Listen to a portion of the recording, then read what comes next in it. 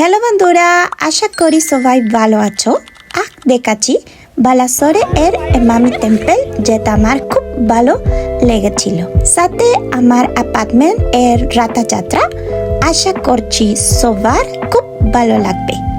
তার সাথে যদি অ্যাড করা যায়, এই মন্দিরের বিশেষত্ব হচ্ছে এটা তৈরি রথের মতো করে, আর চারিদিক প্রচণ্ড পরিষ্কার পরিচ্ছন্ন। এটা রেলেভেন্স কি রথযাত্রার সাথে এই মন্দিরের যে আদলটা যদি দেখেন, চারিদিকে রথের যে চাকা রয়েছে, চাকা দিয়ে সাজানো হয়েছে, তার সাথে সাথে মন্দিরটা একটা পদ্মর মতো উপর থেকে যদি দেখা যায় চারিদিক থেকে, আর তার সাথে পুরো যে মন্দিরের যে আদলটা ভিডিওতে আপনারা দেখবেন, সেটা পুরো একটা রথের আকার নিয়েছে। তো এটা একটা খুব সুন্দর এক্সপিরিয়েন্স, আশা করছি আপনাদের খুব ভালো লাগবে।